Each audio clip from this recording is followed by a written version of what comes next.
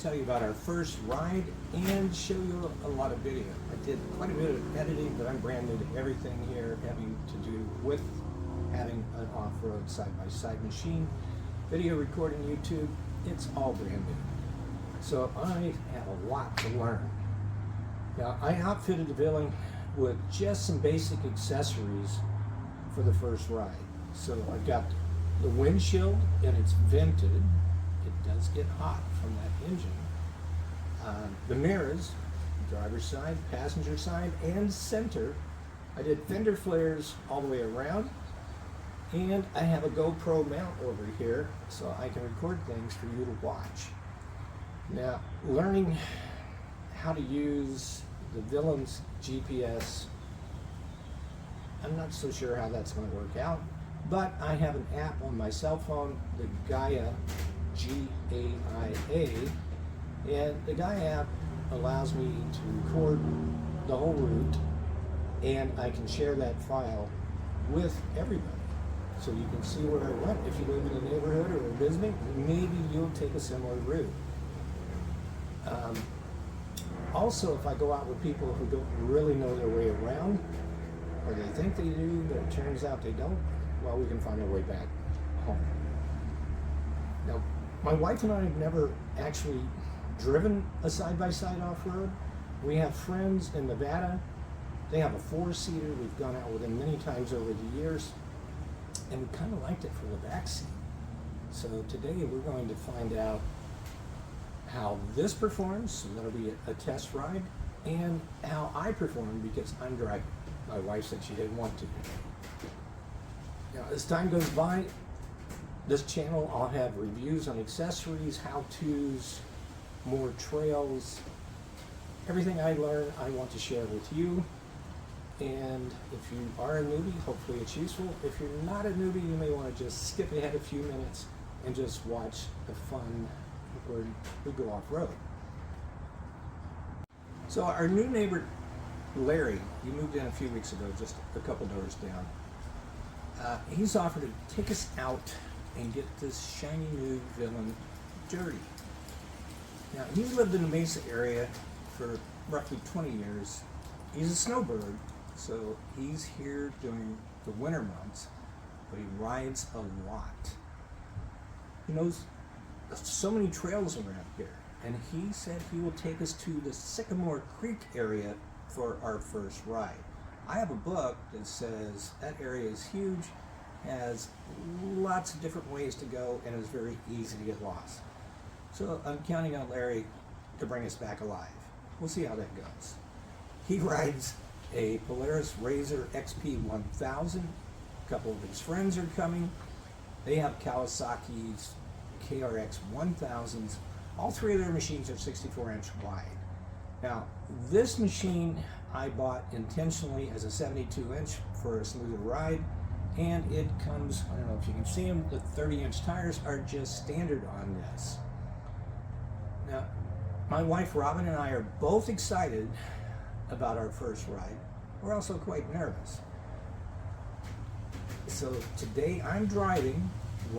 Robin, she's promised that she will not scream too much. We'll see how that works out. Now, we trailered our machines to the launch point, which is the Sycamore Creek area off Highway 87 at exit 199. That's Bush Highway. And then you got to drive about a half a mile in to the parking area. Well, being new, I'm extremely slow getting the trailer on or off, getting things organized. Fortunately, everyone was quite patient, and Larry came over and said, look, we got plenty of recovery gear, so basically stop screwing around, let's go. Now, he also explained some of the basics about looking out for each other. The main thing was always wait for the machine behind you at a fork in the trail, or as you go over a rise, just make sure they're back there. That way nobody gets lost or left behind if they break down. It's a good thing I got those.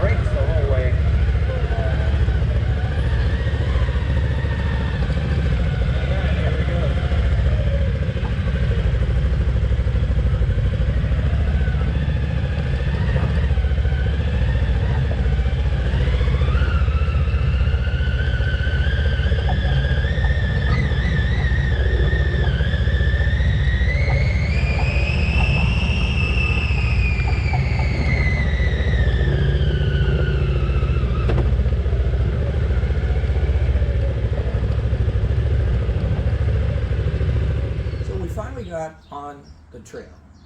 Now the Villain turned out it's an extremely capable machine. The ride is smooth, the power's there when needed. I was quite slow in the beginning because I was trying to get a feel for the machine, for the trail, what we were comfortable with, and things came along really well. Larry kept an eye on us in the rear view and radioed his friends who were behind us to get their evaluations of how we were doing. Well, we'd come up to one challenge, make our way through it just fine, and then he'd take us on to the next challenge, and they got progressively more difficult. So he said it was meant to help us learn. At that point, I wasn't sure, maybe he was trying to get us. No, he wasn't. It was really a great learning experience. We had so much fun with most of Robin's screams being that of joy and not terror. That was good. On the steeper sections, there were frequent screams from Robin of, "Slow down, you're going too fast." Well, the only way I knew how to make it go slow was hit the brakes. I could not figure out how to make the engine hold it back. I'll research this. I'll let you know on the next video maybe. Anyway, you're going to know what I'm talking about the steep inclines in just a minute when I start the video. Our first steep downhill had an equally steep uphill. And on the downhill, I figured out why everybody had 64-inch machines.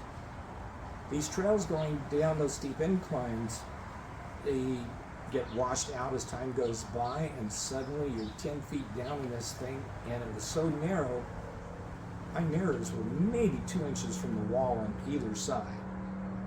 We made it down without scraping, but it was a close call.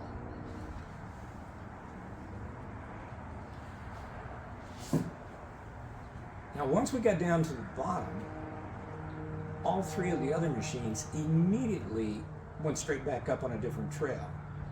From our perspective, that angle looked like it was 90 degrees.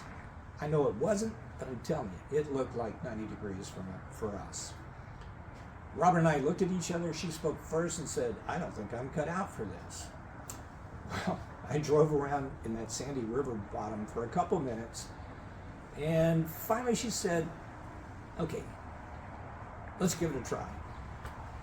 I stepped on the gas so quick and headed up that thing before she had a chance to change her mind. And to our surprise, we did not die. That incline was easy work for the Villain, a little butt puckering for us, but we made it, and we had so much fun. Safe with you. I'm glad we're no wider than we are.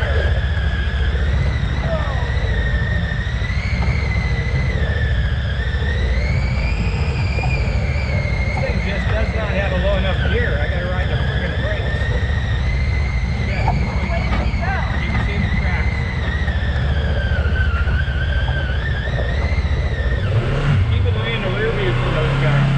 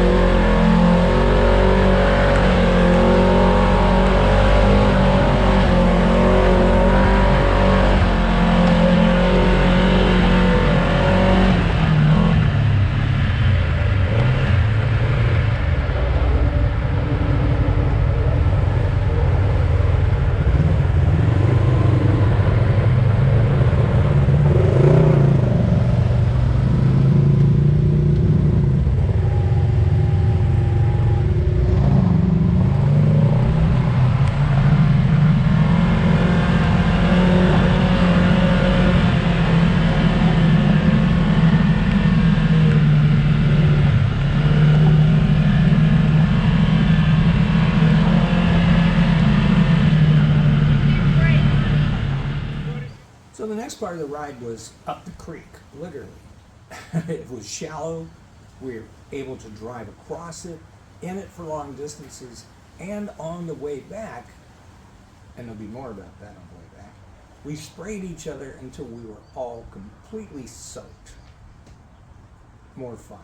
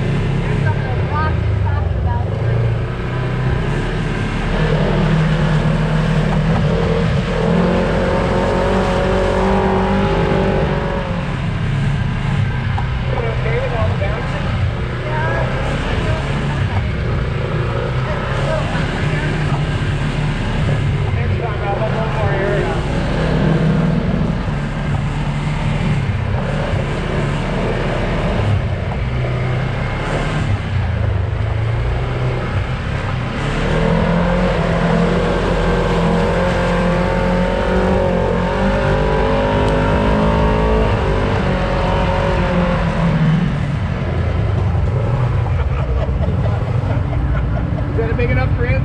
Yeah. Hey, look at some of these rocks that you go through. They're beautiful.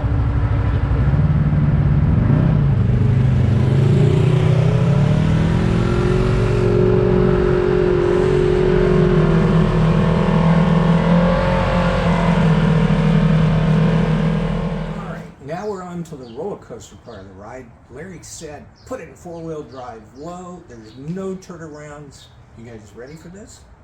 I sure hope so. The road was narrow, the brush got really close, the top of the climbs, they go off into space, with us wondering, which way does the road go? I know Larry went somewhere, but I didn't see it. And there were other death-defying images. By the way, there's just one part I would have preferred wasn't there. So let's see if you notice that 5 seconds of, oh no, we are definitely going to die, but we didn't. The villain's up for anything. We managed to live, but maybe not next time. I don't know.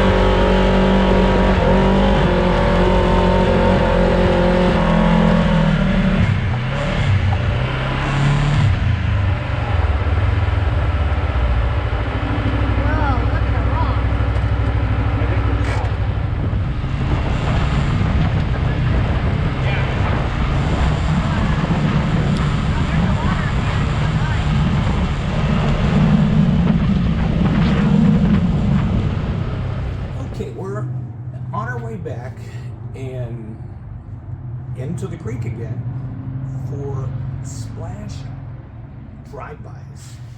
A game of bumper cars, if you will, but with splashing, not crashing. Robin screamed a lot, but it was all sounds of fun.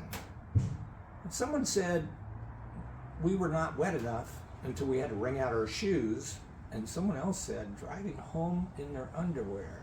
Yep, it could happen. We were pretty wet. But the fender flares, the windshield, they all did a great job of keeping flying debris away from us. However, they didn't keep the people from soaking us. I may have even left too much of the creek ride in this video, but Robin loved the water so much it was difficult for me to take out the stuff that she really and truly loved. Robin is definitely cut out for this.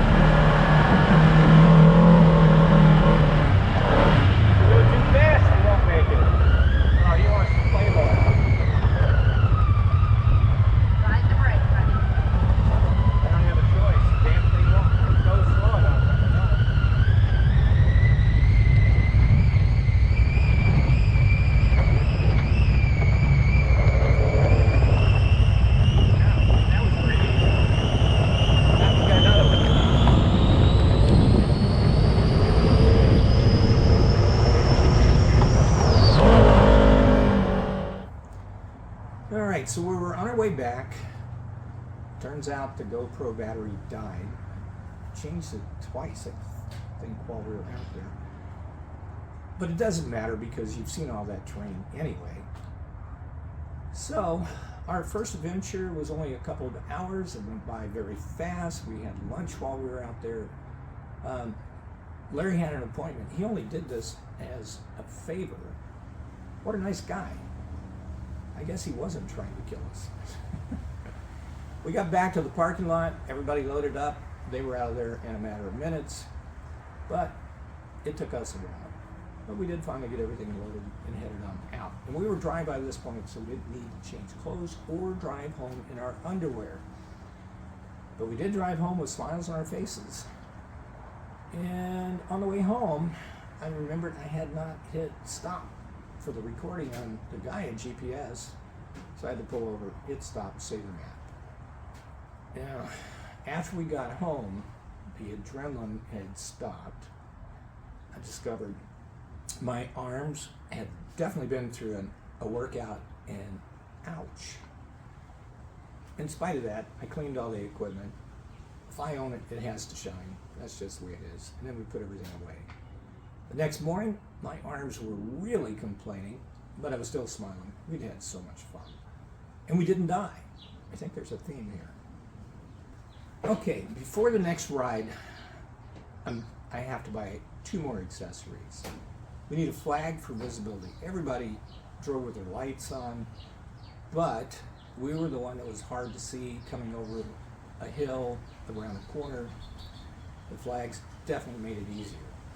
Now, they also had a radio, which made it really great for communicating with each other.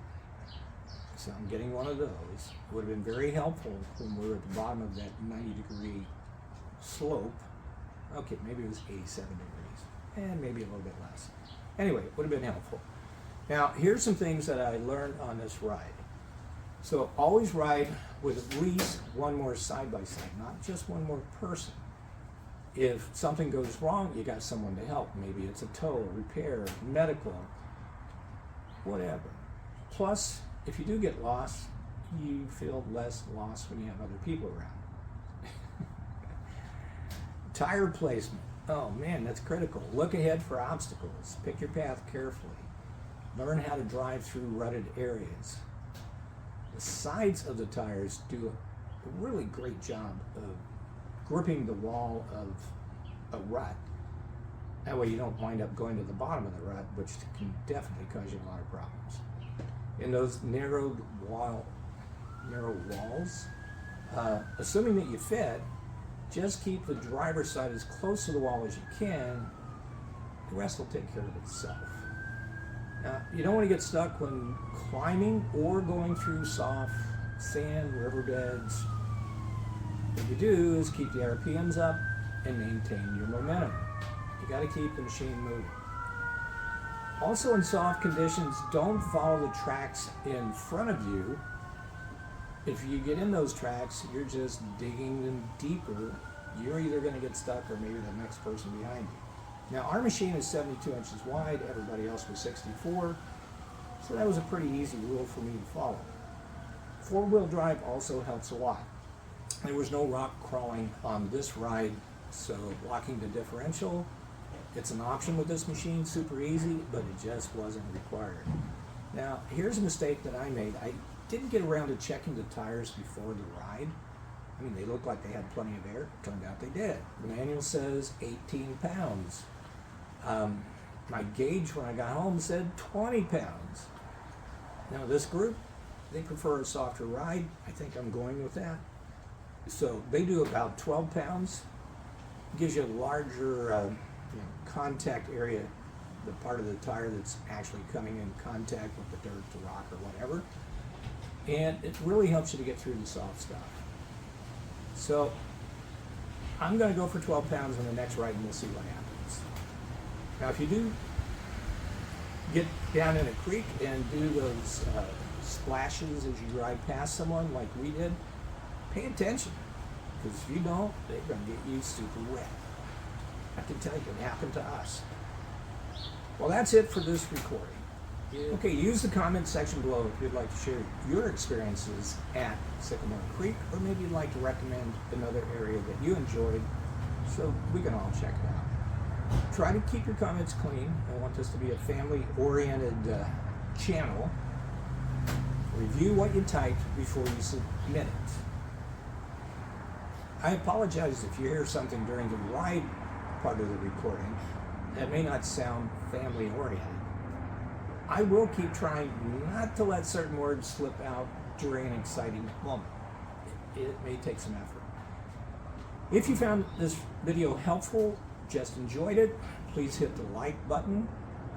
Share the link with your friends. Be sure to subscribe so you can easily keep up with the latest videos, which will continue to cover things like the Segway Villain owners' areas of interest, with reviews on accessories, where to ride, tips about the Villain, how-to videos, and lots more. Yes, more are coming. Thanks for watching.